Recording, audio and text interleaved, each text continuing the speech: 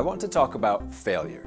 Specifically, I want to talk about the culture surrounding failure in institutional K-12 education. If I could change one thing about K-12 institutional education, it would be this. School, like life, is loaded with opportunities to fail. Unlike in life, however, failure in school is permanent.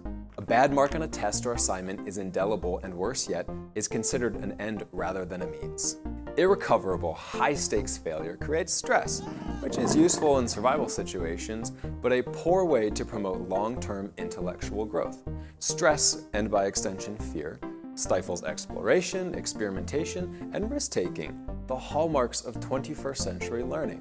Success outside of school demands innovation and out-of-the-box thinking, and yet many academic institutions inadvertently enculturate or push students toward a cautious or almost fearful mindset by modeling it at every turn. I like to call it trickle-down fear, and it's a real problem in the public sector.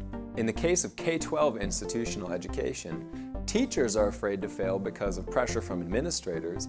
Administrators are afraid to fail because of pressure from school boards and politicians. And everyone is afraid to fail because of pressure from a misguided societal gestalt that failure equals messing up our children.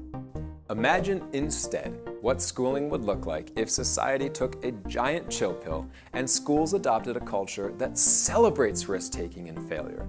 Imagine if, instead of treating failure as an endpoint, we treated it as an imperative for success, for everyone, students to administrators. So imagine, for example, if every school principal declared to their staff, not only do I tolerate failure, I demand it.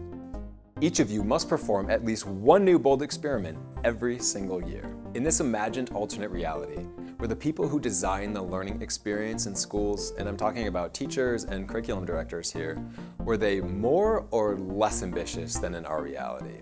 And what about the rate of innovation, discovery, what about advancement? Was it higher, was it lower? Was the impact on the education system and society at large positive or negative? We know this methodology works because it's the methodology behind the most successful businesses.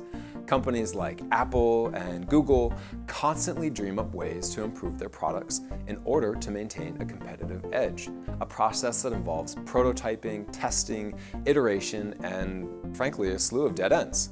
Successful businesses don't lament failed prototypes or worry about ruining their testers. They focus on improving their products and remaining relevant. If you're still not convinced, here's another way to think about it. Failure is inevitable. We don't get to control whether or not we fail, only our attitude about it. Why do kids give up at school but then pursue success in a brutally challenging game with dogged determination? Because in video games, failure is part of the fun.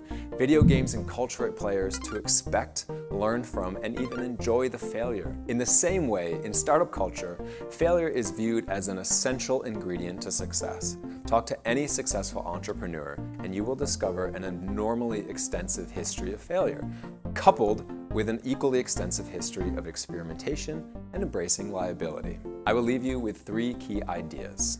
1. The purpose of education, I believe, is to get kids excited about the things that matter in the real world. And the only way to truly fail them is to graduate them into the world completely devoid of interests and passions. 2. A culture of fear is the surest way to stifle innovation and ensure that we produce students with fixed as opposed to growth mindsets. How can we hope to improve if we are not willing to fail? And 3, the extent to which we fear failure is the extent to which we have already failed.